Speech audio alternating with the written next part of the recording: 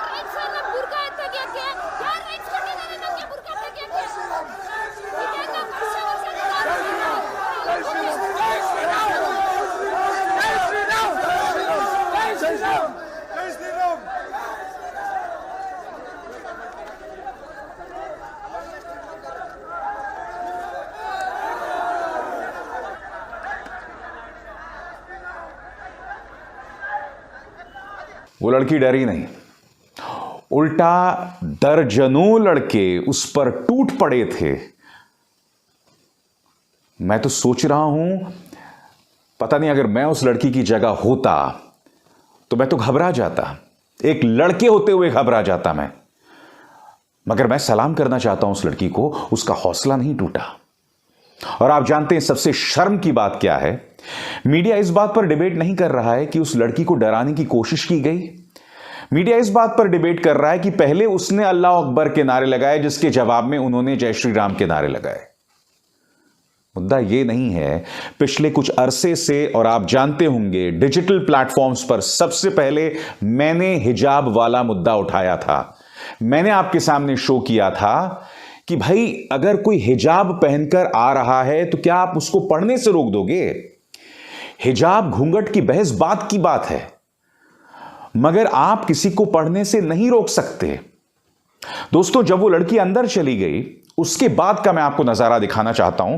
मैं दिखाना चाहता हूं कि ये मनचले जिन्होंने भगवा पहना हुआ था, जय श्री राम के नारे किस तरह से लगा रहे थे। मैं आपसे पूछना चाहता हूं, अगर आप एक प्रैक्टिसिंग हिंदू हैं, आपने जय श्री राम का नारा इस तरह से कब लगाते हुए किससे देखा है? क्या इस तरह से जय श्री राम के नारे लगाए जाते हैं? सुनिए।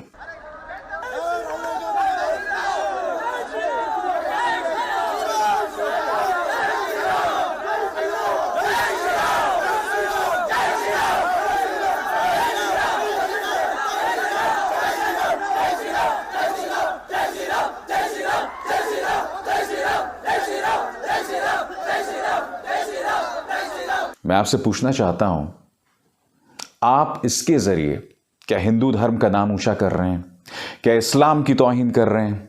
बताइए। मैं आपको बतलाना चाहूंगा कि इस इलाके के आसपास अगले 3 दिनों के लिए स्कूल्स एंड कॉलेजेस बंद कर दिए गए हैं। लगातार ये लड़कियां कह रही हैं कि इससे पहले ऐसा कभी नहीं हुआ। बाहरी कुछ लोग आ रहे थे और वो लोग इस तरह की हरकतें कर रहे हैं, यानी कि सालों से यहां इस तरह का कभी कोई तनाव नहीं हुआ, मगर पिछले 2 या 3 दिनों से राजनीतिक मुद्दों के चलते, और चूंकि कर्नाटक के चुनाव अब से कई महीनों बाद हैं, तो उसकी जमीन अभी से कर्नाटक में तैयार की जा रही है, क्योंकि इस वक्त भारतीय जनता पार्टी की हालत कर्नाटक में बहुत कमजोर है। Muskan, have you always worn a burqa or a hijab in this college? Yes, sir. All time, like from when I'm studying, all time I used to carry the burqa, hijab. But when I used to go for the class, I removed the burqa and I just carry the hijab. So, so therefore, the hijab is part of the uniform, or it has always been allowed? Yes, sir. It was just part of us. Actually, principal has nothing. He has said nothing. These outsiders have started this. क्या कहूं मैं आपको BJP, क्या कहूं मैं आपको RSS, और क्या कहूं मैं आपको प्रधानमंत्री नरेंद्र मोदी। आपने क्या हालत कर दी है मेरे इस देश की। और आप जानते हैं, उन लड़कों को भी, उन युवाओं को भी बरगलाया गया था। अब मैं आपको एक वीडियो दिखाता हूं जो आप कई जगह देख चुके होंगे, जो लड़के पगड़ी पहने हुए थे। अब मैं आपको वीडियो दिखाता हूं। इस वीडियो में आप देखेंगे कि वो लोग अपनी पगड़ी जो है कहीं पर जमा करा रहे हैं। इसका मतलब आउटसाइडर्स आए, बाहरी लोग आए, इन्होंने युवाओं को बरगलाया, उनको भड़काया, और उसी का नतीजा ये था कि ये लोग बुर्का पहने लड़कियों को परेशान कर रहे थे। देखिए वीडियो।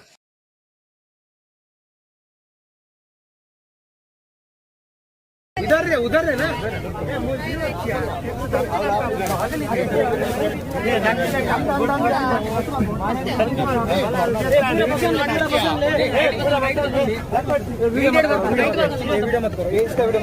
दोस्तों, जिस लड़की मुस्कान को ये लोग परेशान कर रहे थे, जिसने अल्लाह अकबर के नारे लगाए थे, मुस्कान का ये कहना है कि हम जब भी कॉलेज के अंदर जाते हैं तो हम बुर्का हटा देते हैं। ऐसा नहीं कि बुर्का पहनकर हम कॉलेजेस या क्लासेस अटेंड करते हैं, नहीं।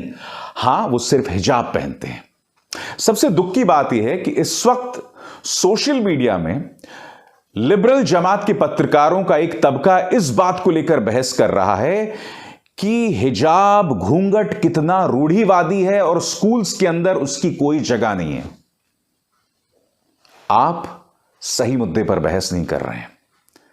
मुद्दा यह है कि इससे पहले कभी इन लड़कियों को रोका नहीं गया था। इस वक्त यह सिर्फ इसलिए किया जा रहा है ताकि मुस्लिम लड़कियां इस तरह के खुले कॉलेजेस और खुले स्कूल्स में पढ़ ना पाएं। कोशिश ही की जा रही है कि हिंदुओं और मुसलमानों को अलहदा रखा जाए, अलग रखा जाए, उनमें तनाव को लगातार बढ़ाया जाए। और सबसे बड़ी शर्मिंदगी, सबसे बड़ा पाप यह है कि हम इन लड़कियों को पढ़ने नहीं दे रहे हैं। इससे बड़ा पाप क्या हो सकता है?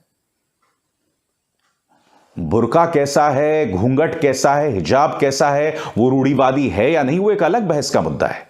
मगर यहां जो एक आपराधिक बात हो रही है कि लड़कियों पर इस तरह से दबंग गई है। इतने सारे लड़के, कहां की मर्दानगी मैं समझना चाहता हूं। और कौन सा धर्म हमें इस तरह की हरकतें करना सिखाता है?